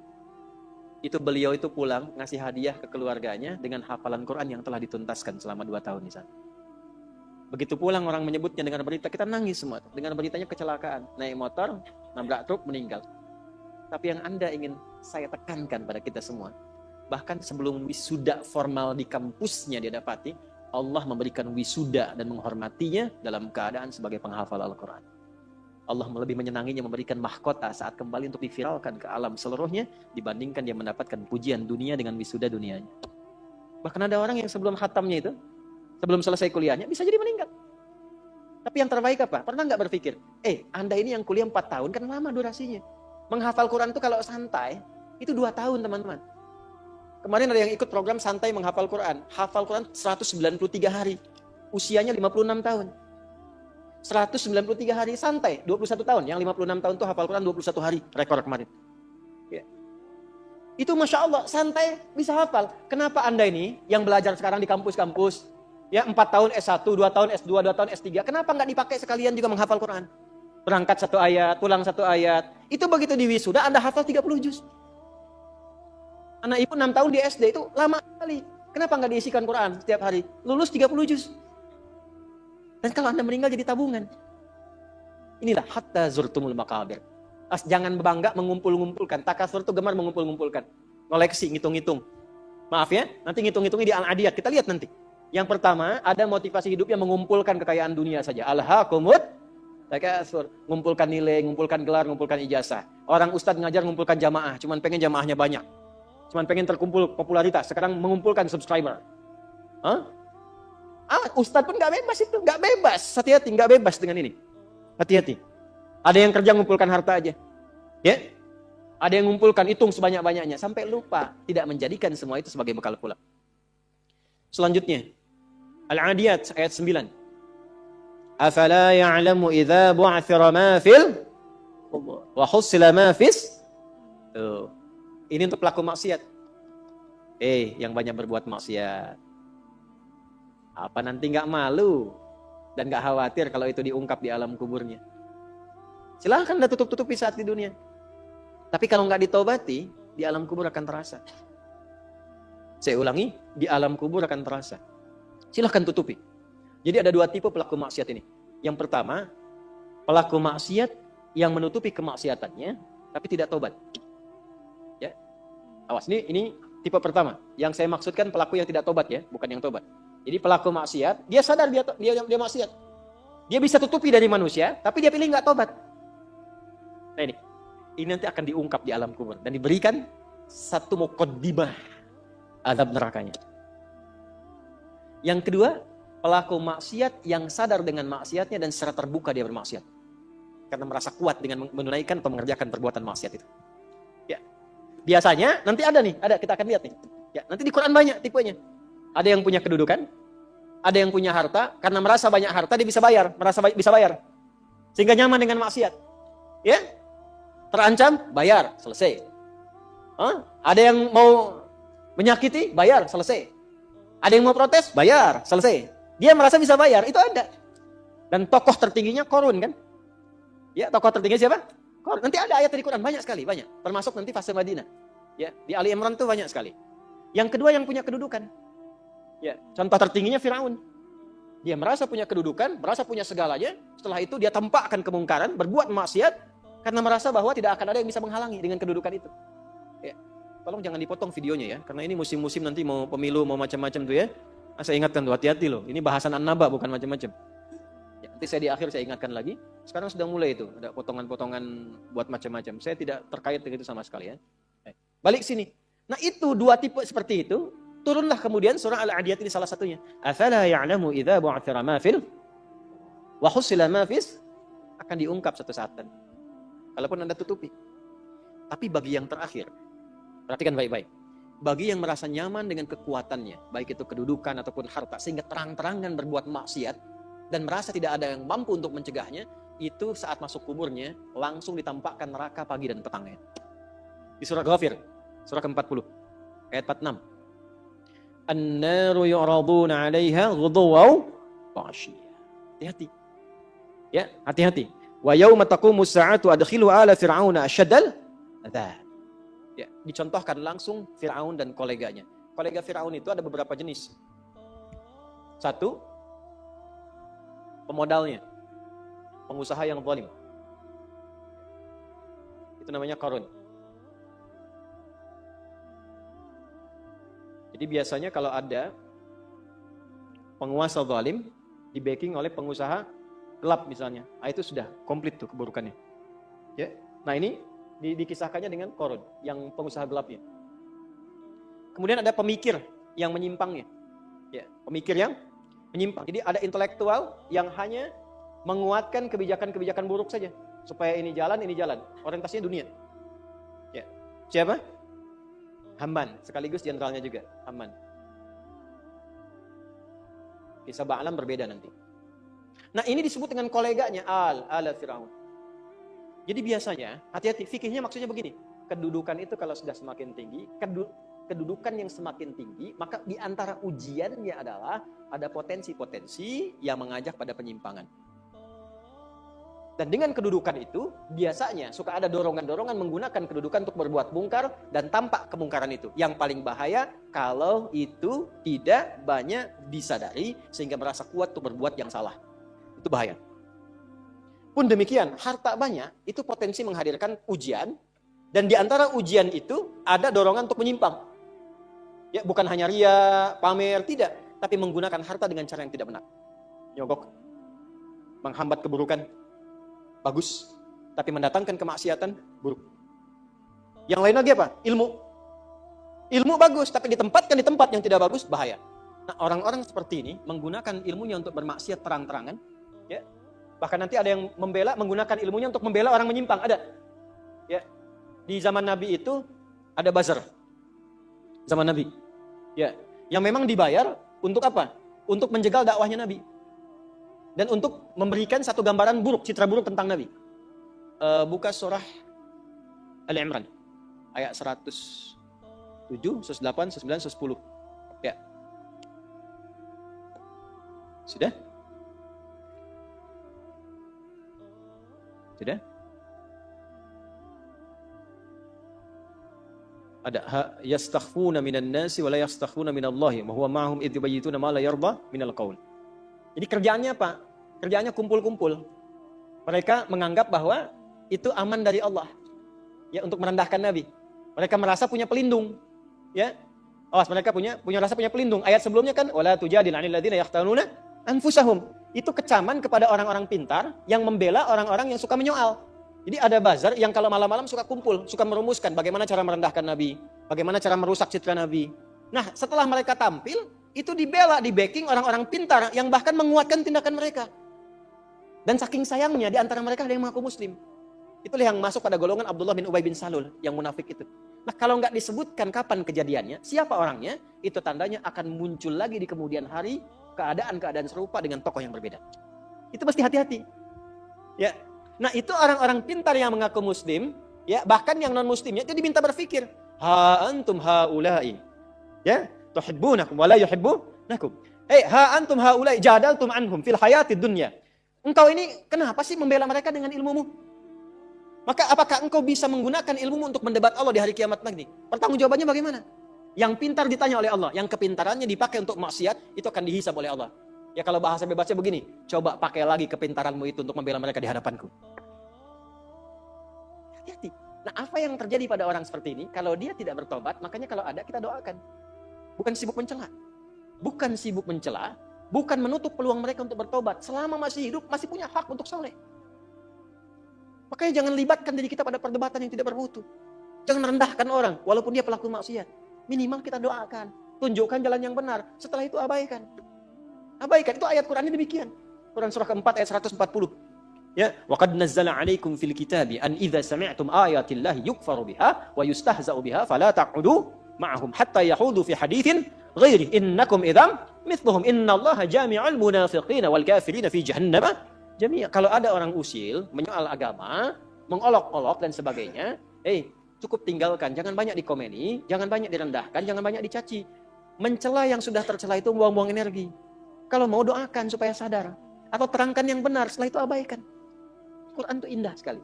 Tapi kalau mereka nggak tobat, kita kasih tahu, ini ada ayatnya. Wah, kayak yang pernah ke alam kubur saja, terserah Anda. Tapi kalau nanti di alam kubur, minimal Anda tahu dulu sekarang. Ya kan? Minimal tahu dulu. Kalau mau merasakan, nanti aja setelah ke kubur. Saya cuma mengingatkan apa yang Allah sampaikan. Apa yang Allah sampaikan? An-naru yu'raduna 'alaiha ghudwan wa 'ashiyya. Ditampakkan neraka jahanam pagi dan petang. Jadi setiap waktu cuma neraka aja tampak. Pernah dengar nggak kalimat ini? Nggak ada tuh siksa kubur, yang ada cuma tidur aja. Pernah dengar? Bagaimana cara menjawabnya? Gampang. Kalau ada yang mengatakan nggak ada siksa kubur, yang ada cuma tidur saja, maka tanyakan pada mereka, kira-kira kalau kamu tidur, ketemu kuntilanak botak, yang jeleknya naudzubillah, terus teriak-teriak di depan muka kamu, kamu pengen cepat bangun atau tidur terus? Biasanya kalau mimpi buruk bangun atau tidur terus? Bangun tuh karena takut atau tidak? Merasa tersiksa tidak? Maka tidak ada siksa yang paling pedih kecuali saat orang, berada di alam kuburnya tak bisa bangun lagi, ditampakkan neraka terus di alam kuburnya. Bukankah itu siksaan? Jadi nggak usah bicara tentang man rabbuka man imamuka ma kita buka. Gampangnya ente kalau tidur mimpinya ketemu neraka jahanam terus dari pagi sampai terus dan nggak bisa bangun-bangun, tersiksa nggak? Nah itulah gambaran pertama yang disampaikan dalam Al-Quran. Jadi orang-orang yang maaf sekali, gemar mengumpulkan hartanya untuk pamer saja, untuk mengoleksi dunia. Tak pernah punya visi hidup untuk pulang, maka mesti hati-hati. Alhaakumut takatsur. Orang yang maksiat terbuka nggak mau sadar mesti hati-hati, ya, karena cara pulangnya itu berbeda. Mobil warna merah, bukan di alam kubur di sini. Mobil warna merah, plat B 2705 TBQ. Mobil warna merah B2705 TBQ. Pemiliknya mohon bisa mengabari panitia karena pesannya cuma dibacakan ini saja. Ya. Teruskan. Quran surah Al-Infitar ayat keempat. 3, kan 8 ya semua ya? Wa idzal quburu bu'thirat. Al-Infitar ayat keempat. Apabila yang dikubur itu sudah terungkap, terbuka semua. Maksudnya selesai. Terbelah. Ini kiamat. Jadi dikubur pun nggak selamanya. Ya. Ada yang pengen abadi di alam kubur? Tidak, nggak selamanya. Ya.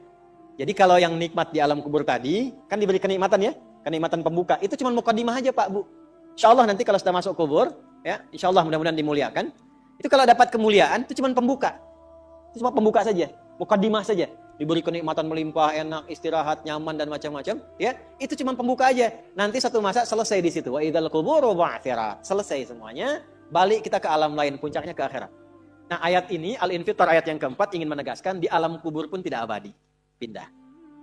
Oh, berarti yang pelaku maksiat tadi menyimpulkan, gak apa-apa kan cuma sementara mimpinya bangun. Iya, Cepi, cuma saat bangun lebih dahsyat. Jadi yang dimimpi keluar semua. Terus, Quran surah Abasa. Ya, surah 80 ayat 21. Baik, pelan-pelan. Kalau tadi kan sudah diungkap ya, di kuburnya bagaimana, nikmatnya bagaimana, bahayanya bagaimana yang mengancam. Nah, sekarang kita akan masuk ke kubur tidak? Akan masuk tidak? Nah, maka di Abasa ini diingatkan. Quran surah 80 ayat 21. Tsumma amatahu fa'aqbarah. Orang yang hidup itu satu saat pasti akan diwafatkan. Kalau sudah wafat akan dikuburkan. Di semua kita tidak ada yang bebas dari penungguan di alam kuburnya. Tadi tunggu. Ini CAQ semua kan? Calon alam kubur. Kita akan masuk nih. Jadi Allah sadarkan mumpung masih hidup, dari dua kejadian tadi, ambil ibrahnya, siapkan diri kita, karena kita nggak akan bisa menolak kematian. Kalau sudah wafat, pasti dikubur. Teruskan dulu ya, kita agak cepat. Al-Mumtahanah ayat 13. Sudah? Ini nyambung semua ayatnya, indah sekali. Jadi kalau kita sudah sadar, ini resiko kebaikan, ini resiko keburukan, dan kita tahu akan wafat, akan dikuburkan, bagaimana cara persiapannya? Supaya nggak lalai tadi ya. Maka Al-Mumtahanah ayat ke-13. Ya ayyuhalladzina amanu la tatawallaw qauman ghadiballahu alaihim. Qad ya'isu kama ya'isal kufaru min apa? Ashabil qubur. Maka jangan banyak bergaul dengan orang-orang yang menjauhkan kita dari ridha Allah Subhanahu wa taala. Cari teman yang baik sekarang. Pertama, maaf, bikin kebaikan di rumah tangga dulu. Itu kan teman hidup. Ya. Awas, hati-hati. Kalau melihat istri kurang baik atau sebaliknya, jangan dihakimi, jangan difonisi. Justru Allah kirimkan antum itu untuk menebarkan kebaikan dan menyempurnakan kesemaan bersama. Jelas? Jadi sekarang yang dilakukan teman hidup dulu. Rubah jadi baik dulu. Anak-anak jadi baik dulu. Setelah itu cari tempat tinggal yang baik. Bergaul dengan orang baik. Antum yang kuliah cari teman yang baik. Antum yang kerja cari teman yang baik. Maaf. Kalau ada tawaran, kedudukan hartanya berlipat, tapi menjauhkan Anda dari Allah, ingat ini. Tsumma amatahu fa akhbarah. Ingat saat ditawari itu Anda meninggal. Dikubur. Dan ingat ancamannya. Ingat pasalnya itu. Ya, ingat suratnya. Paham? Nah, karena itu masukkan ayatnya, jangan sekali-kali menjadikan keadaan di sekitaran kita justru memperkuat datangnya ancaman Allah dan nestapa saat kembali ke alam kuburnya. Bahkan orang-orang yang tidak beriman pun, yang buruk pun, yang beriman tapi maksiat pun, itu sejatinya ketika temannya masuk ke kubur gak mau ikut-ikutan. Makanya disindir oleh Allah. Hei, kamu ini sadar gak sih? Orang yang mengajak kamu maksiat itu, lihat temannya meninggal pun, temannya wafat pun, dia gak pengen ikut. Kadang-kadang dia abaikan. Coba lihat, ya ada pimpinan misalnya tingkat tertinggi, lihat anak buah bawahnya misalnya menjalankan tugas bahkan dari dia untuk berbuat salah, berbuat maksiat, ya apakah mengedarkan narkoba atau misalnya membackingi kegiatan yang tidak baik, lalu tiba-tiba dia wafat, apakah peduli atasannya? Tidak. Yang ada yang terjadi jangan bawa-bawa atasan, padahal dia yang nyuruh. Terus Anda mau jadikan teman yang seperti itu? Dia pada kawannya saja nggak bertanggung jawab. Dengan imannya saja dia nggak peduli. Kalau dia dengan Allah saja nggak peduli, kenapa Anda dia jadikan teman? Dan kenapa Anda menjadikannya dia teman? Kalau bahasa anak sekarang tuh begini, Allah aja dia gituin, apalagi kamu. Kan? Ya, Nabi aja dia cuekin, apalagi kamu. Kan? Ini peringatan Quran, ini bukan dari saya. Ini peringatan Quran. Jangan sekali-kali, Anda dimanapun, Anda berdinaskah, tugas formal. Anda berdagangkah, jangan berteman dengan orang menyimpang. Karena saat Anda susah pun yang akan peduli. Temannya aja yang sama-sama berbuat menyimpang, dia sisihkan, apalagi Anda. Paham? Teruskan. Quran surah ke 35 Fatir ayat 22. Wa ma yastawil ahya'u wal amwat. Innallaha yasma'u man yasha' wa ma anta bimusmi'in man fil qubur. Kalau Anda masih belum sadar juga, kata Allah, hei, kamu ini masih hidup, masih punya harapan, masih punya bekal. Kalau sudah meninggal, nggak sama keadaan orang hidup dengan wafat. Mumpung kamu masih hidup, karena kalau sudah meninggal, temanmu yang meninggal pun kamu nggak bisa dengar suaranya. Cuma saya yang tahu keadaan di alam kubur. Karena saya tahu, kata Allah, dan saya punya Rahman dan Rahim, dengan sayang saya sampaikan kepadamu. Karena sayang saya. Ibu maaf, kalau ada anak misalnya, ingin berbuat menyimpang, ibu cegah tidak? Kenapa? Karena ibu sayang. Karena itulah ibu saking sayangnya, maaf jangankan anak lahir, di dalam saat dikandung pun bukankah dijaga dari yang maksadat? Dijaga dari yang merusak. Ibu kalau sedang mengandung, mau nggak makan makanan yang kotor? Makanan yang merusak? Tidak kan? Kenapa? Karena sayang kepada bayi yang dikandung, janin yang terkandung. Di tempatnya pun disebut oleh Allah dengan rahim. Karena ada rahim, dijaga betul. Miring kanan susah, kiri susah, telungkup gak mungkin. Dijaga supaya apa? Supaya di dalamnya merasakan ketenangan. Karena apa? Karena ada tempat disebut dengan rahim. Nah Allah itu sifat rahim melekat kepadanya. Karena sayang dengan kita diingatkan. Bahasa bebasnya gini.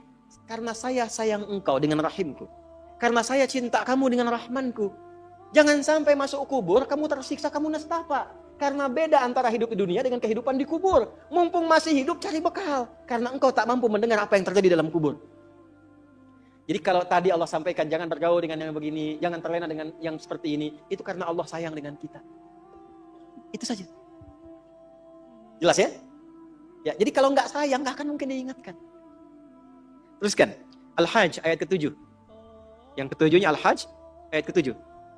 Wa anna sa'ata atiyatun la raiba fi wa anna Allaha yab'atsu man fil qubur.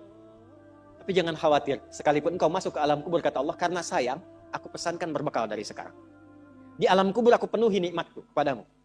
Tapi itu cuma sementara. Besok-besok selesai, aku bangkitkan semua kalian. Aku tepati janjiku untuk memberikan surga kepadamu. Karena itulah orang yang baru mau meninggal dalam sakaratul mautnya. Kalau benar dia mengikuti apa yang Allah pesankan dari ayat-ayat tadi, maka Allah berikan pendahuluan sebelum masuk kubur.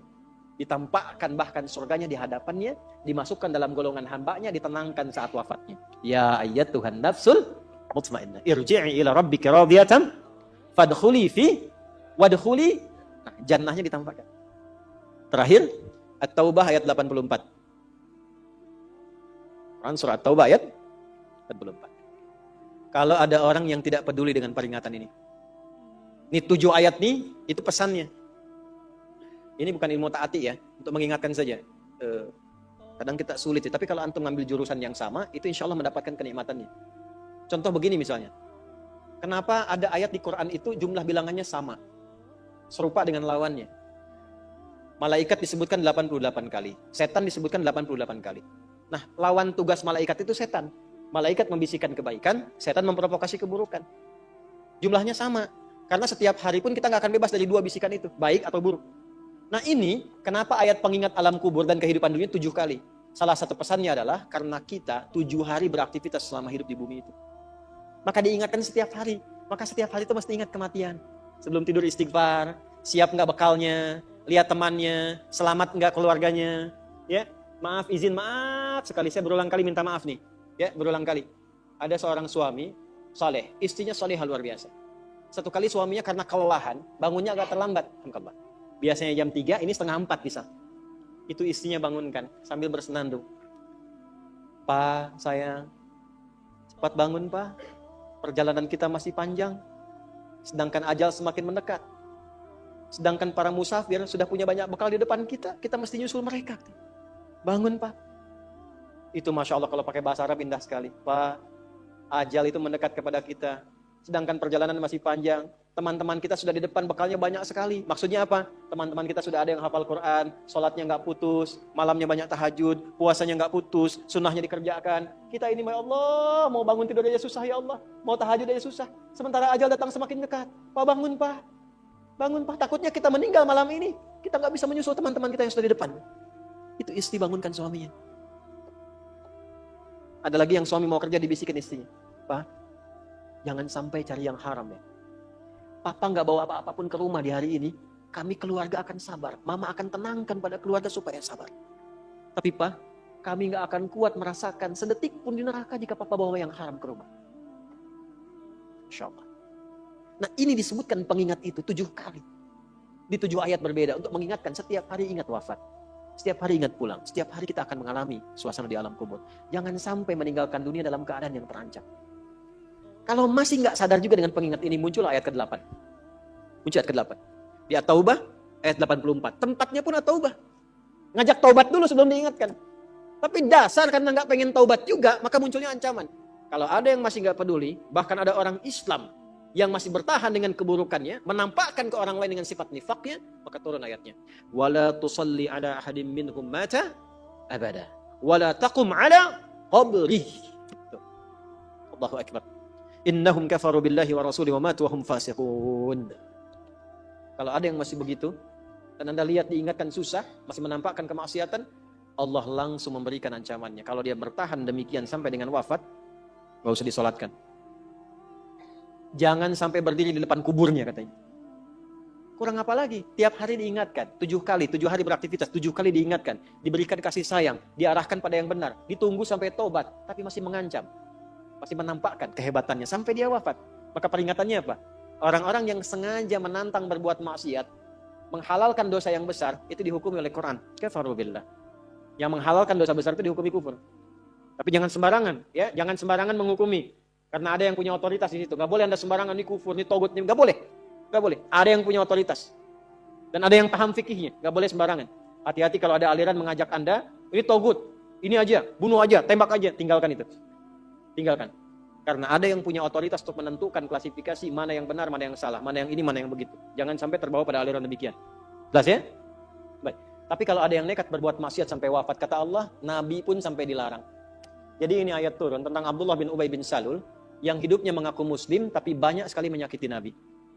Banyak berbuat maksiat, bahkan merencanakan pembunuhan kepada Nabi. Ditampakkan oleh Allah, begitu Nabi ingin menampakkan sisi kemanusiaan dengan menyolatkannya, turunlah ayat ini. Jangan disolatkan Muhammad. Jangan disolatkan. Biarin aja sama teman-temannya. Jadi biasanya orang munafik ketemu munafik lagi.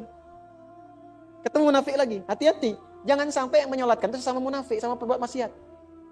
Orang Islam dilarang yang beriman yang baik, bahkan wala takum ala qabri. Ke kuburnya pun jangan diantar. Jangan berdiri di depannya. Jangan sampai terancam demikian. Karena itu kalaupun ada yang nampak ciri-cirinya, kita doakan supaya kembali ke jalan yang benar. Kita tunjukkan kebaikan dengan lemah lembut. Supaya dengan itu sadar dan menjadi bagian dari orang-orang beriman yang mendapatkan ridha Allah Subhanahu wa taala. Apalagi kalau itu bagian dari keluarga. Paham? Nah, inilah pelengkap dari bagian yang pertama. Maka secara singkat saya simpulkan, jadikan mulai hari ini semua kegiatan kita fi sabilillah.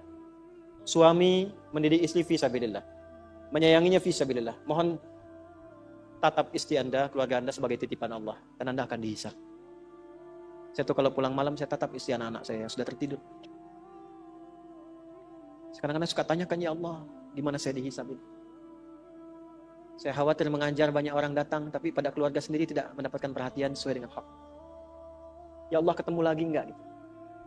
Antum dihisab, kan itu dipasangkan dengan ampun, bukan dengan yang lain. Itu dihisab. Maka perlakukan pasangan sebagai amanah Allah. Lakukan. Demikian juga istri kepada suami, anak-anak. Kemudian bekerja, lakukan fi sabilillah. Kalau sudah fi sabilillah nggak mungkin korupsi, nggak mungkin nyogok. Jangan pulang dengan membawa yang haram. Sayangi keluarga. Antum yang belajar nih, yang masih belajar, fi sabilillah. Jangan pernah nyontek. Ya. Jangan malas-malas belajar. Semangat belajar, bangun bangsa, bangun negeri, lakukan sebagai ibadah kepada Allah Subhanahu wa taala. Kalau itu bisa kita kerjakan, maka kalla saya'lamun thumma kalla, kita akan melihat apa yang Allah berikan setelah wafat, dan kita akan diperlihatkan adalah perbedaan dengan orang-orang yang ingkar bersama orang-orang yang yakin dengan itu semua.